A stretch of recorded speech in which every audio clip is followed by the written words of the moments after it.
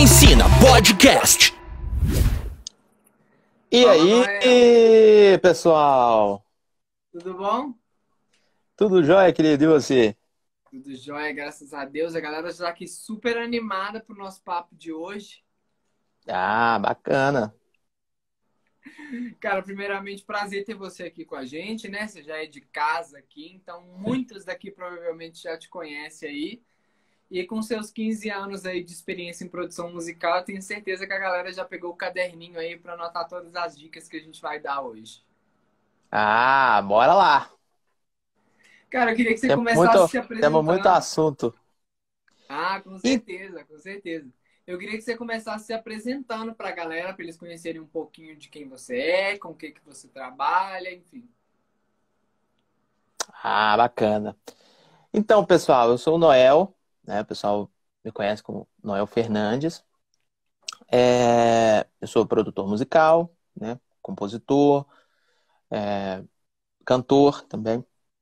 E estou trabalhando com produção musical desde a minha adolescência, sabe?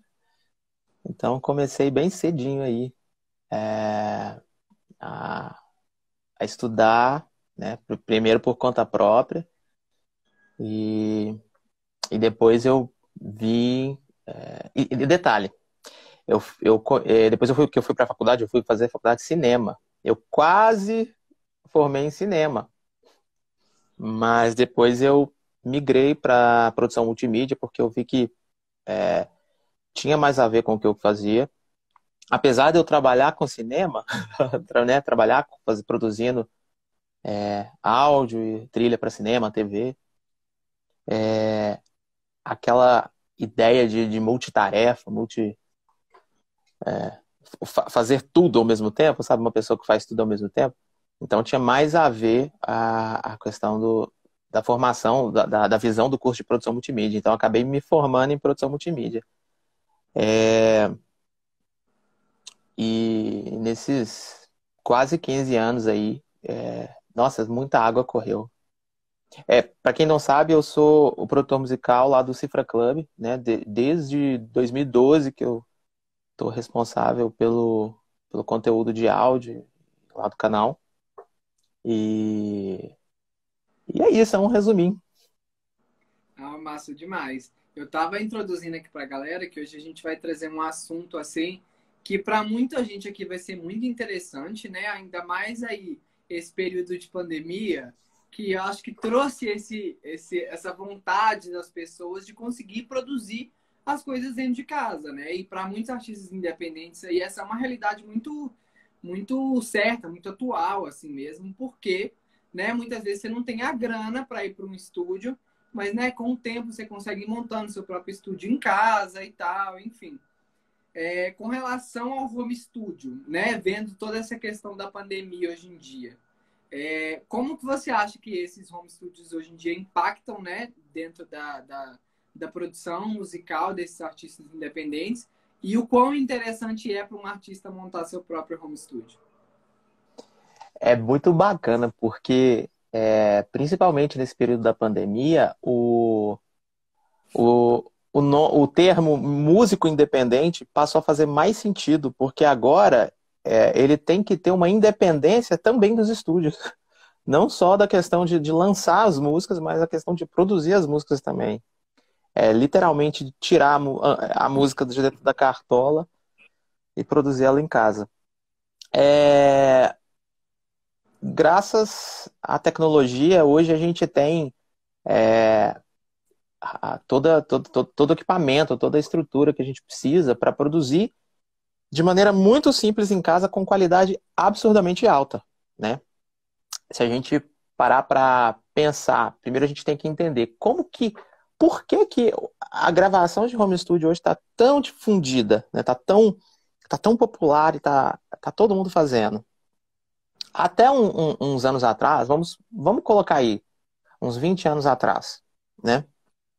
Em que os computadores não eram tão rápidos, os equipamentos eram muito caros, precisava de muito equipamento dentro do estúdio para fazer uma simples gravação. A pessoa precisava de um computador, uma mesa de som, Um baita microfone que não encontrava em qualquer esquina, igual hoje em dia você vai no Mercado Livre, digita lá, microfone condensador, aparece microfone de R$ 60 a microfone de R$ 40.000, né? Então, é uma gama de opções muito grande que a gente tem no mercado hoje, que a gente não tinha 20 anos atrás. E o que tinha era muito caro. Era muito caro. Então, a pessoa ela focava em vou juntar dinheiro para gravar o meu disco. E hoje não, hoje é vou juntar dinheiro para montar o meu equipamento para produzir os meus discos. Então, a mentalidade do músico mudou. E a simplicidade também. Hoje em dia, você não precisa mais daquela parafernália de coisa para gravar e obter a mesma qualidade praticamente, né? Quando a gente fala de qualidade, entra aquela... Aí é um assunto polêmico, porque entra aquele mesmo dilema. O que é melhor? O filme ou o digital? Né? A fotografia em filme analógico ou a fotografia digital? Né? Um não substitui o outro, são coisas diferentes. Mas o home studio veio aí para chutar o pau da barraca. Não, total. E assim, se fosse para você falar uma diferença, assim, qual que é a principal diferença entre um home studio e um estúdio normal, casual mesmo, para um artista? Tá. A principal diferença é que no estúdio de gravação, a pessoa ela tem profissionais trabalhando para ela e ela tem como único foco ou gravar ou compor, né? Vai ter uma pessoa preocupada com a parte técnica, a parte de gravação, a parte de equipamento, a parte de produção mesmo, né? Às vezes a pessoa que ela ficar só focada ali na questão da performance. No home studio, a gente tem que preocupar com tudo. Se está gravando, se o posicionamento do microfone está correto, se os cabos estão em ordem, se o programa está gravando o canal certo.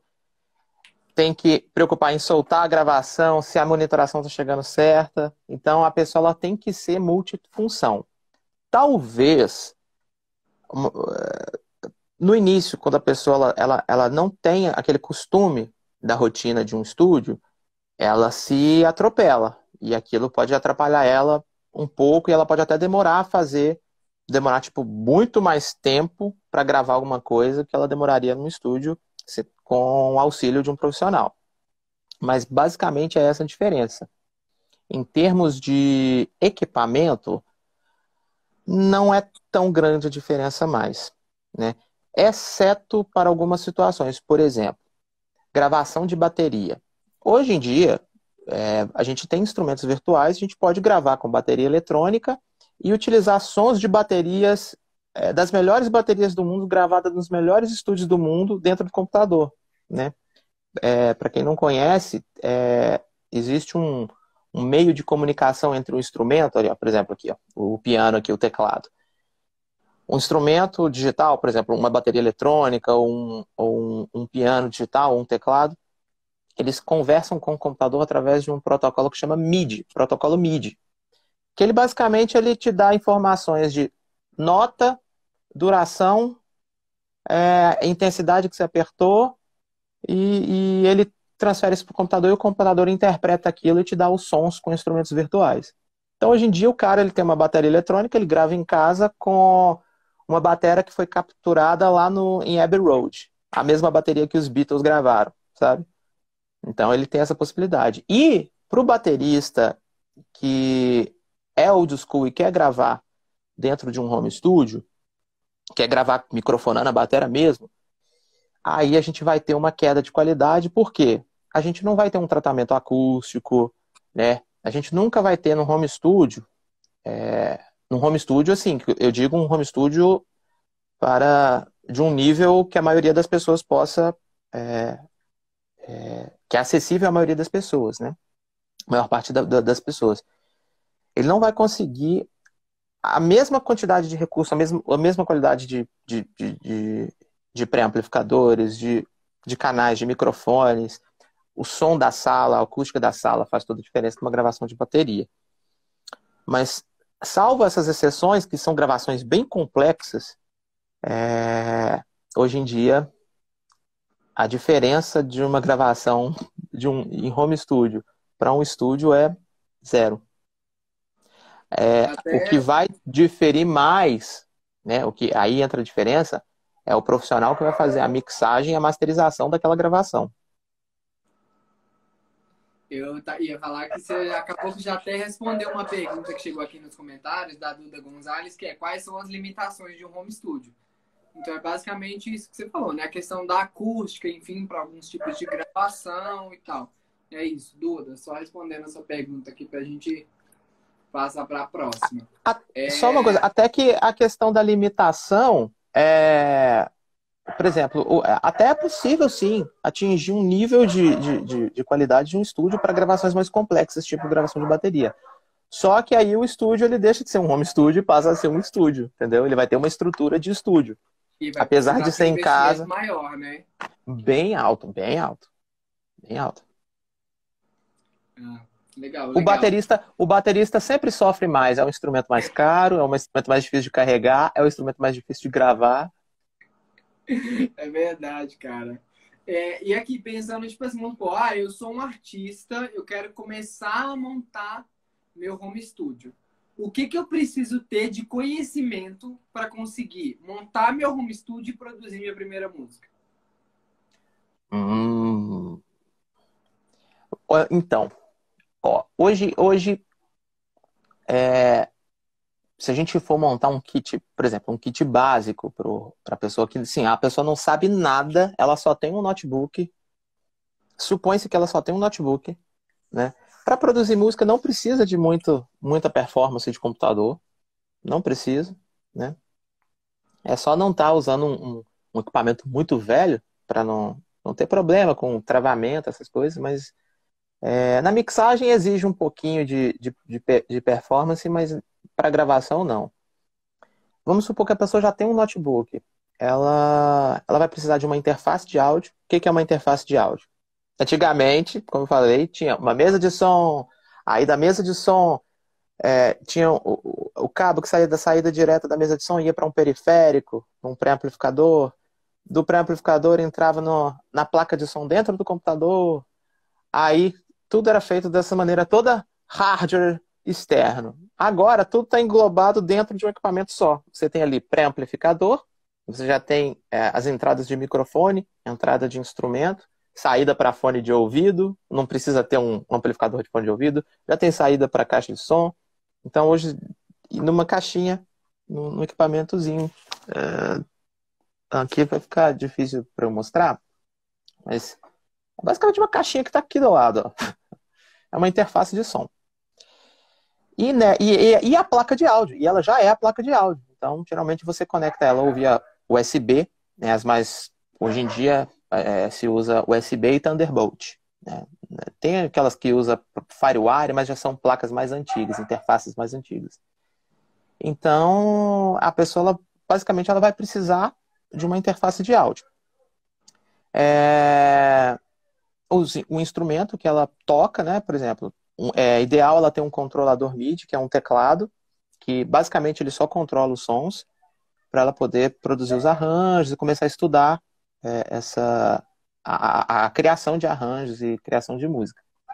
E ela precisa de um microfone para ela começar a gravar, né? Para ela começar do zero, hoje em dia, gente, não precisa de curso. É ideal, claro, sempre bom estar fazendo curso, mas uma pessoa que às vezes não tem condição de fazer um curso, assim, ela já gastou com o equipamento, ainda vai ter que agora arcar com custo. Ela baixa um programa, hoje em dia tem milhares de programas aí, né, no mercado, muitos deles gratuitos e poderosíssimos e muito tutorial no YouTube, muito tutorial. E uma maneira que eu indico para a pessoa começar a agregar linguagem musical rápido para produzir é refazer músicas. Então, por exemplo, ela vai lá no Spotify, pega uma lista de músicas que está no topo do Spotify e produz as músicas do zero. Começa a refazer as músicas dos artistas. para adquirir técnica, linguagem musical, técnica de produção, explorar sons, explorar texturas sonoras que ela não está habituada. Por exemplo, eu sou do metal, eu sou da escola do metal. E, e cada dia é uma sonoridade nova que está surgindo aí, no pop. E então a gente tem que estar sempre buscando atualizar a linguagem musical, né? Para não ficar com a sonoridade velha também.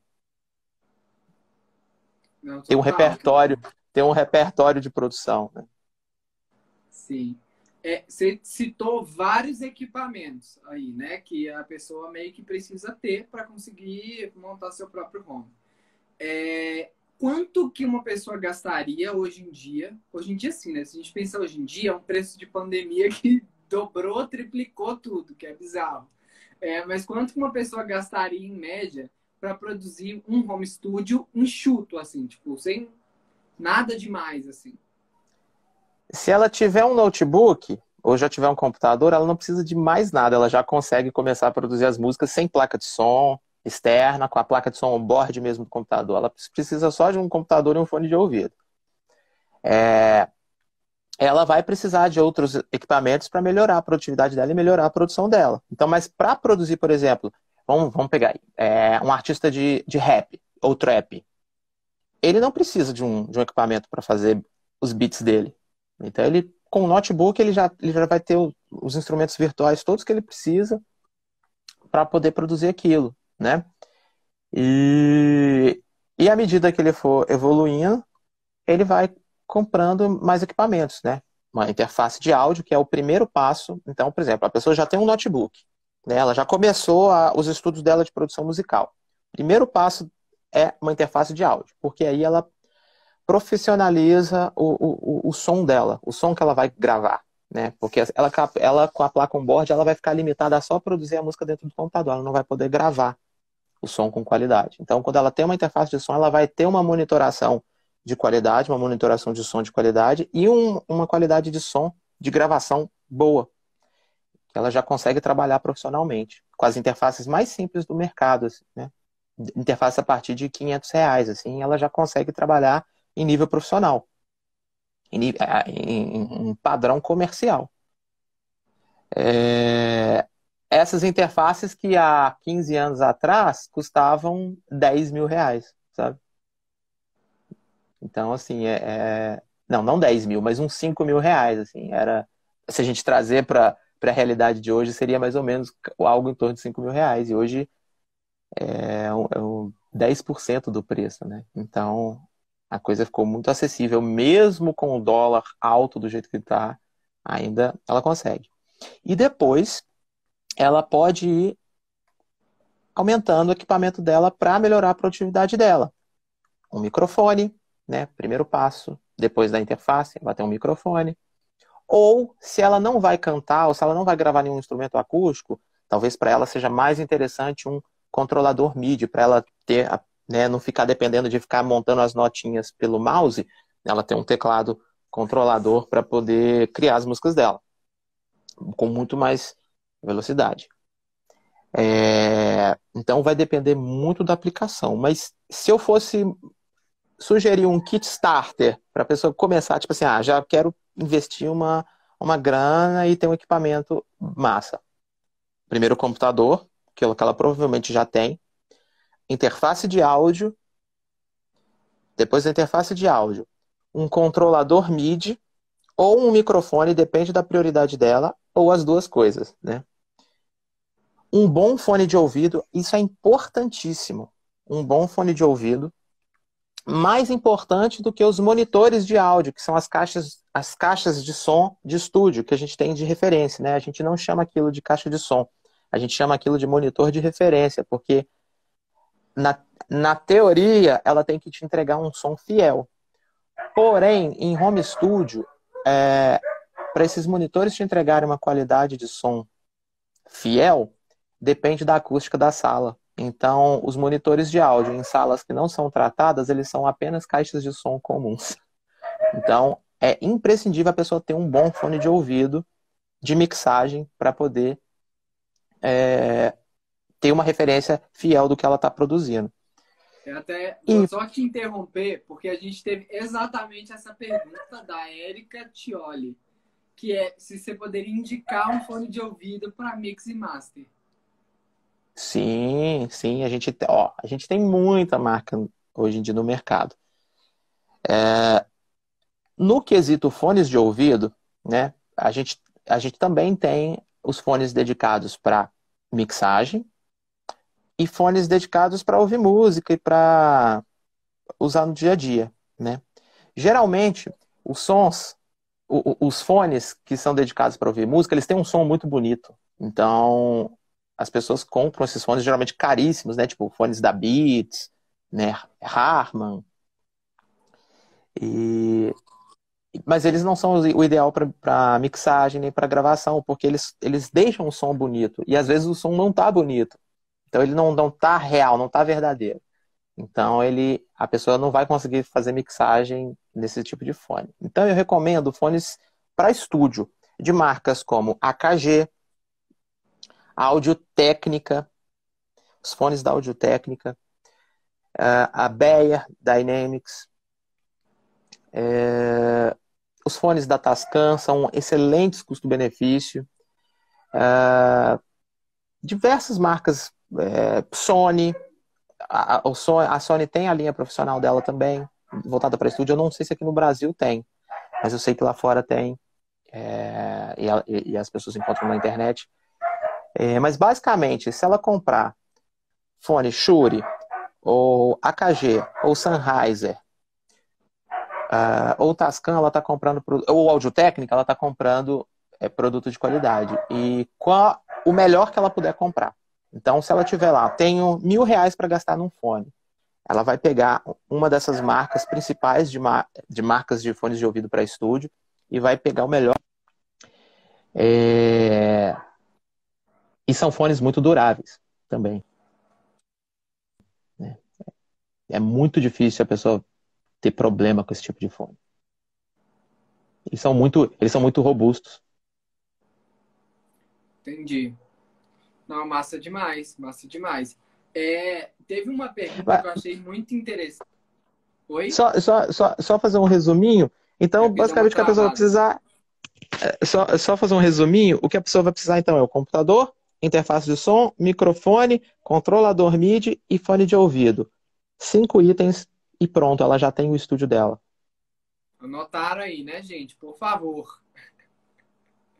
Não, massa demais. Chegou uma pergunta que eu achei muito interessante, que às vezes a gente não pensa nisso, né? Mas quais são os erros mais comuns que um artista geralmente comete na hora de montar o home studio?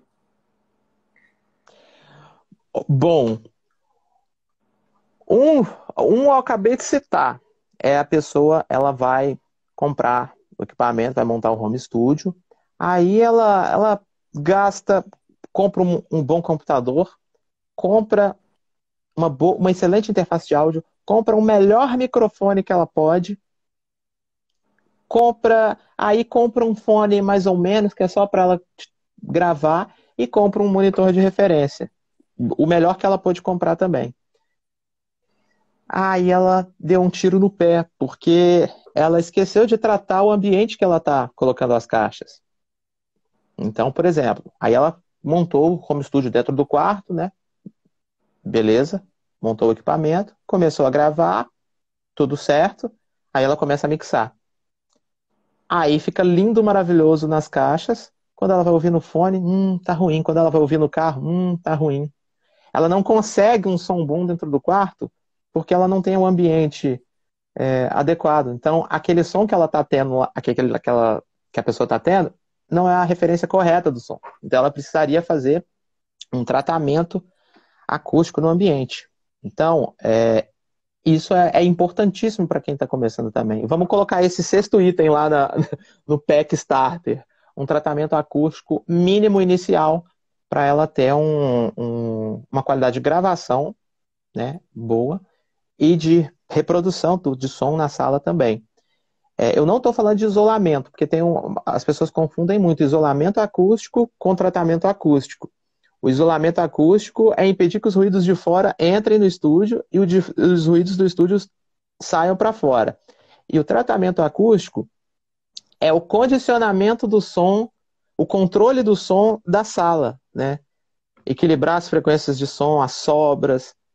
Então, às vezes, a pessoa simplesmente enche a sala de espuma, achando que está matando a reverberação da sala, mas ela também está matando o som da sala e desequilibrando o som. Então, algumas frequências vão sobrar, outras vão morrer demais, e ela não vai ter uma resposta flat do que ela tá escutando nas caixas, porque as caixas interagem com o ambiente, e o ouvido, e a gente tem uma percepção estéreo, né, binaural, uma percepção binaural daquele ambiente. Com o fone, a gente já tem isso controlado aqui. A gente não, mesmo tendo barulho externo, a gente tem toda a acústica de um fone projetado. Inclusive, os fones de mixagem são aqueles fones externos, não aqueles fones que ficam embutidos aqui na orelha. Eles têm que estar por fora da orelha para a gente ter a mesma percepção acústica do centro estéreo da mixagem. Eu me perdi? Do que a gente estava falando mesmo?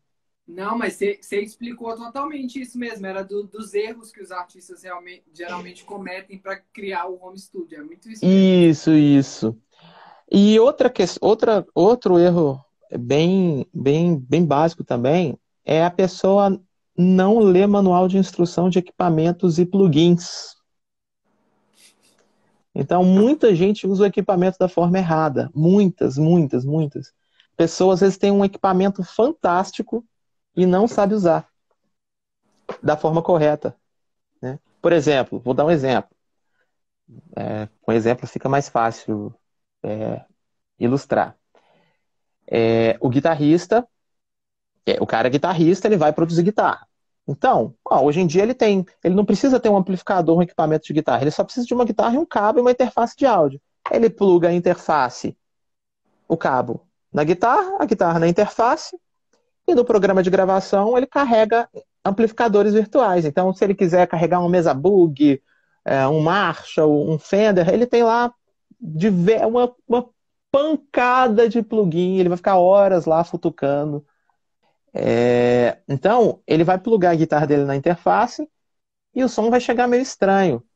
Se ele tivesse lido o manual, ele veria que instrumentos, guitarra com captação passiva, tem uma chavinha na interface que transforma o sinal de linha para um sinal de instrumento, que é um sinal de baixa impedância para alta impedância. Aí sim a guitarra vai estar pronta para gravar, mas ninguém se atenta a esse detalhe quando compra uma interface e já quer tocar guitarra.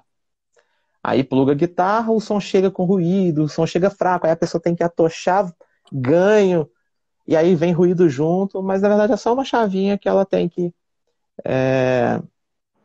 girar, apertar um botão, geralmente um botão ou uma chavinha, um switch lá que ela troca para linha ou instrumento. Então são pequenos erros assim muito comuns. Agora, o erro que as pessoas cometem muito com relação à compra de equipamento é não definir as prioridades da compra que ela está fazendo, né? Por exemplo,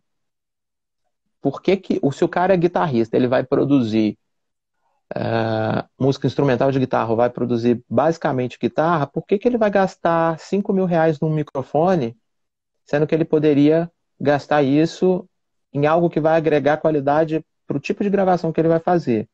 Entendeu? Então, eu vejo que muita gente gasta dinheiro com coisas que não necessariamente elas vão usar frequentemente nas produções e deixam as coisas essenciais de lado, né? Como um bom fone, uma boa monitoração, um bom tratamento acústico, né? Às vezes a pessoa não está gostando da qualidade da gravação dela, ela quer trocar o microfone.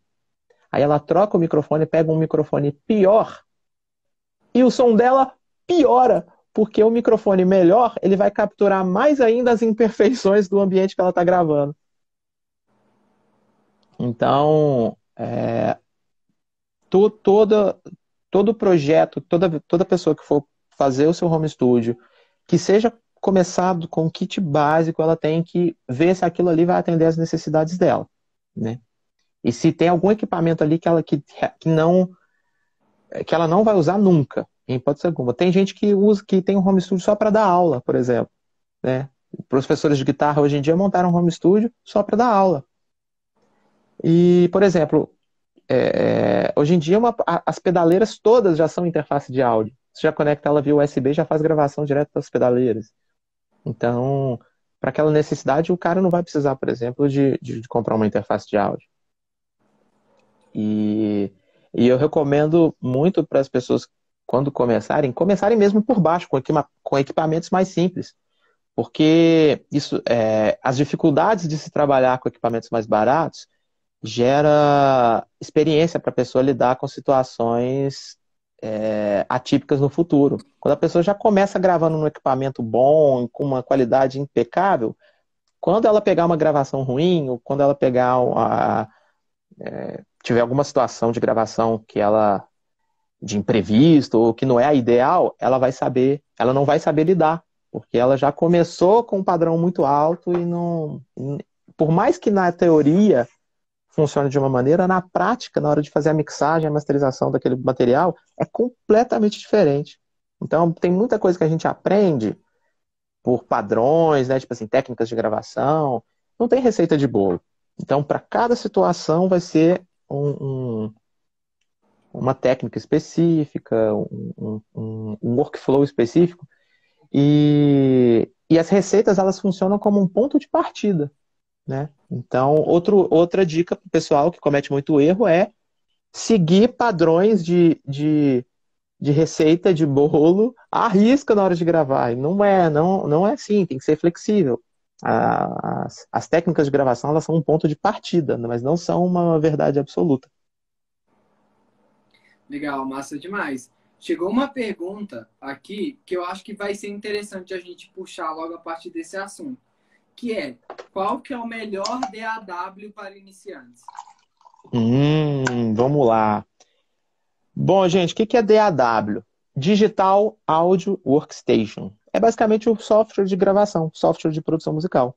Então, as DAWs, hoje todas as DAWs do mercado, tanto as pagas quanto as gratuitas, elas estão no mesmo nível. Não existe diferença de qualidade de som entre uma DAW e outra, né? Mas o que vai diferenciar elas são as funcionalidades. Vou dar um exemplo. Qual que é a DAW mais usada nos estúdios comerciais do mundo? O Pro Tools. Por quê? É porque o Pro Tools é o melhor? Não. É porque ele foi o primeiro e ele se tornou um padrão de mercado, né? Então, ele se tornou um padrão.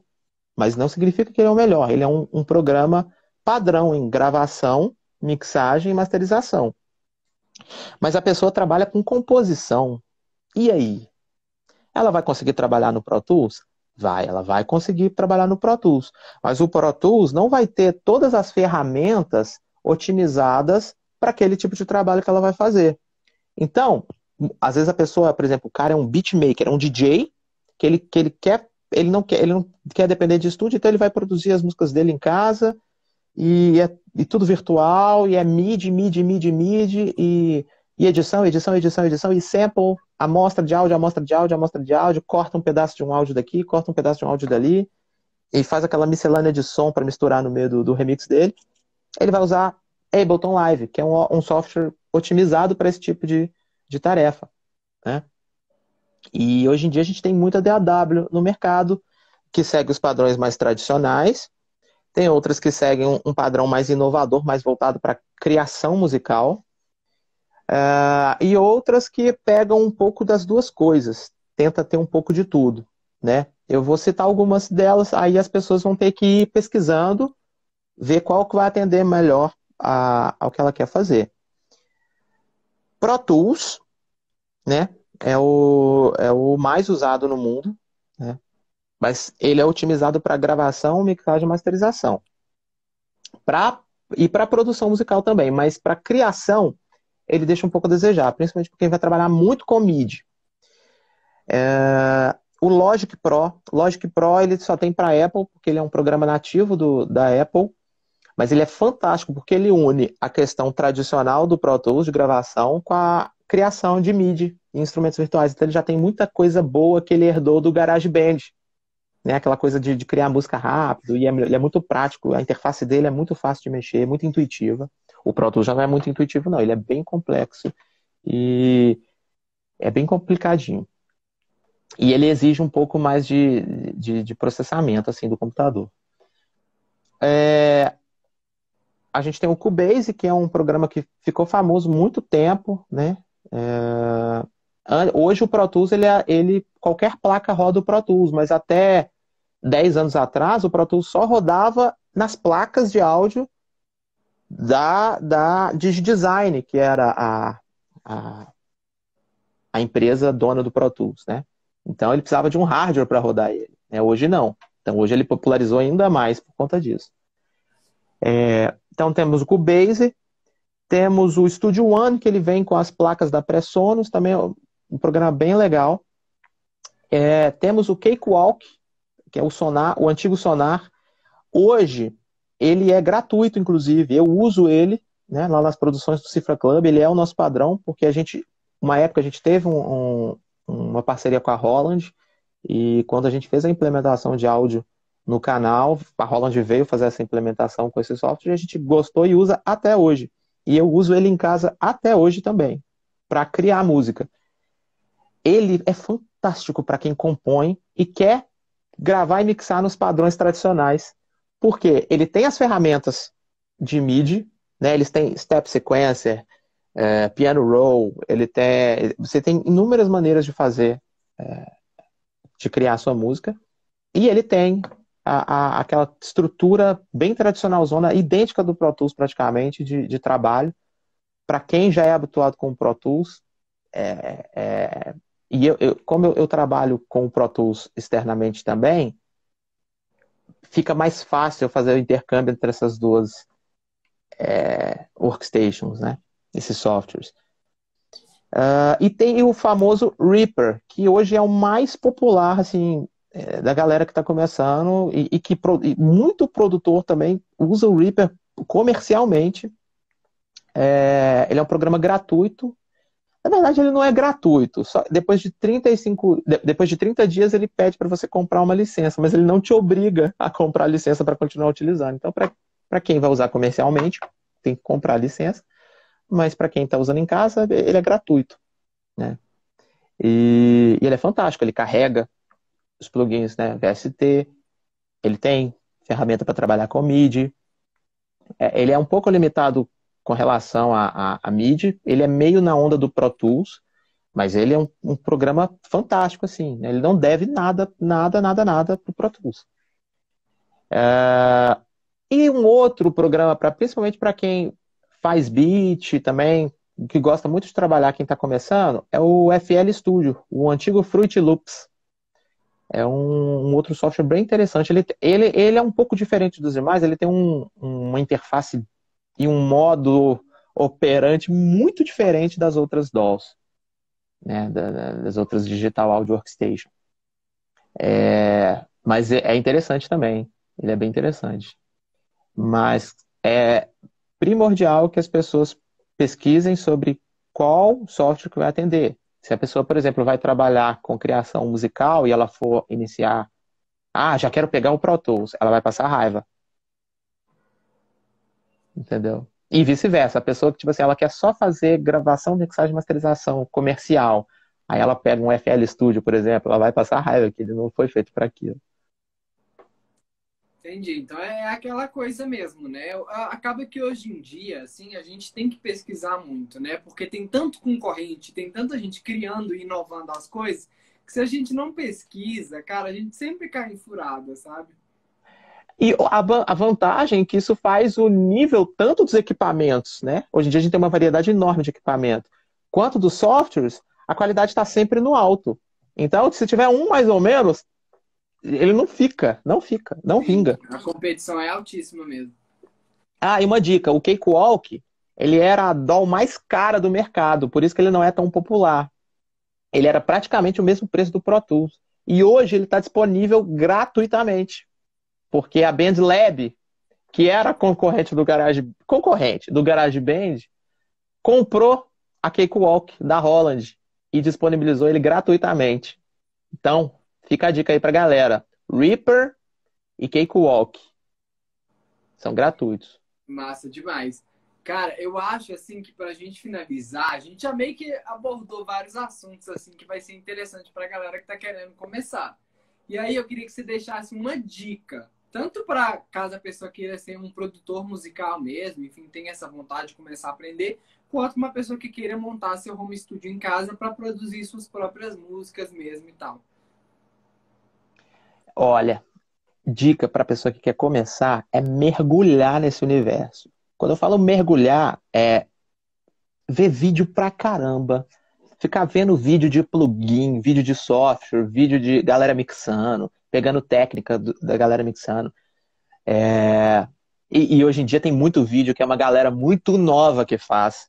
Então, assim, às vezes eu tô aqui, tipo assim, como é que fazia isso mesmo? Eu vou lá no YouTube, vejo aí o tutorial, é um menino de 14 anos que tá fazendo tutorial, assim, meu Deus! Então, assim, mergulhar nesse universo, sabe? Montar playlist mesmo. Outra coisa, produzir músicas que estão no momento. Pegar lá no Spotify, fazer uma listinha das músicas que mais hype, de preferência fora da zona de conforto da pessoa, tipo o cara do metal, ele vai pegar um trap para produzir, sabe? Ele tem que agregar linguagem musical. E isso não é só para ele produzir aquele tipo de material, não. É para tudo. É para tudo, porque tem muita coisa, muito conhecimento que se adquire em outras fontes, né? Então, assim, é a pessoa beber da fonte mesmo. E sempre buscar melhorar a qualidade do trabalho dela, seja por equipamento ou seja por aperfeiçoamento. Tipo assim, velho, não tô conseguindo sair do lugar mais, preciso de um curso, preciso de alguém. Procurar um profissional massa para ajudar ela, né? Um bom curso, né? Ou um bom professor, né, de produção musical, fazer curso mesmo. Se a pessoa vê que ela não está conseguindo andar com as próprias pernas, ela buscar essa ajuda. E buscando sempre melhorar. E ela, mais uma vez, ela mergulhar nesse universo, obsessivamente. E não tem jeito, quem começa nesse universo, mergulha nisso, naturalmente já mergulha nisso de uma maneira obsessiva, porque é viciante. Eu imagino, ainda mais para um artista. Tipo assim, sei lá, eu sou muito assim, às vezes eu até preciso parar de ser. Eu sinto que eu sou muito centralizador nas minhas coisas. Então eu gosto de pegar porque eu sei que eu vou ter todo o cuidado com aquilo ali. Então, se um artista tomar gosto pelo negócio, meu filho, difícil vai ser tirar ele de lá, né? E você tocou num ponto que faz todo sentido. Nessa pandemia, né? Eu terminei. Domingo agora, a gente terminou. Eu tenho um projeto que chama o Icheda. E a gente terminou a gravação de um álbum que a gente estava há 3 anos gravando. E todas as produções que eu estou pegando nessa pandemia são de músicos que tinham a veia para compor, mas nunca botaram isso na prática. E na pandemia eles desenvolveram a veia de composição e a veia de produção. Pintou essa necessidade. Né? Vou citar um trabalho recente aí para a galera escutar e ver que foda que ficou. Trabalho da Mariana Roque. Ela lançou um disco que chama Magnólia. Inclusive é a vocalista da banda do Fofão, Taverna. Ela lançou um material autoral sensacional, inteiro gravado dentro do quarto. Né? Estou produzindo também. Falar, você citou o Fofão, ele fez uma pergunta aí no chat que é muito interessante, que é se tem um espaço mínimo para criar um home studio hoje em dia. Não. O ideal vai depender muito do que a pessoa quer fazer, né? Se ela quer mixar, hoje em dia tem jeito para tudo. Então, essa pessoa, por exemplo, aqui a minha sala aqui é uma sala de mais ou menos 3,5 por 3. É uma sala pequena. Não é nem de longe uma sala ideal para mixagem. Mas aí eu tive que fazer um tratamento acústico que ainda não está o ideal, ainda tem uma sobrinha de graves, Então a pessoa ela tem que ficar ciente de, uma coisa importante. A pessoa que tem sala pequena tem que ter alto-falante pequeno, tem que ter monitor de áudio pequeno, porque salas pequenas sobram muito grave. Então, outra coisa, a pessoa, apesar de procurar sempre melhorar a qualidade, ela também não superdimensionar o equipamento dela, né? Ela, por exemplo, o guitarrista não vai precisar, para tocar, para gravar em casa, ele não precisa de um amplificador de 200 watts, entendeu? Então, mas não tem. O espaço, claro que quanto maior a sala, melhor, né? Para produzir, porque a pessoa ganha versatilidade. Mas qualquer que seja a situação, precisa de um tratamento acústico, né? Lembrando que tratamento acústico não é isolamento acústico. Isolamento acústico é outra história. Um baterista precisa de um isolamento acústico. Até porque, né, os vizinhos, então, na pandemia, dentro de casa, fica difícil. Noel, cara, eu queria te agradecer por estar aqui com a gente. Pô, eu que agradeço. Foi um prazer. Espero que a galera aí tenha tirado todas as dúvidas. Gente, vocês podem ficar tranquilos que a live vai ficar salva aqui no nosso perfil. Então, caso você tenha chegado aí mais pro finalzinho da live ou perdeu algum assunto, vocês fiquem à vontade para assistir. Compartilhem a live aí com seus amigos. A gente falou aqui hoje sobre o artista produzir em seu próprio home studio, como criar seu próprio home studio, quais são as ferramentas mais fáceis hoje em dia, quanto que você gasta em média para criar o seu próprio home studio. Então, vocês podem ficar aí à vontade. Quem quiser me chamar para tirar alguma dúvida, pode ficar à vontade para me chamar inbox aí também. Boa, boa. Noel, brigadão. Boa quinta-feira para você aí. Para você também, meu caro. Muito obrigado pelo convite. Fiquei muito feliz. Valeu. E o bate-papo foi bem legal. Obrigadão. Até mais. Tchau, tchau. Tchau, tchau. Palco Ensina Podcast.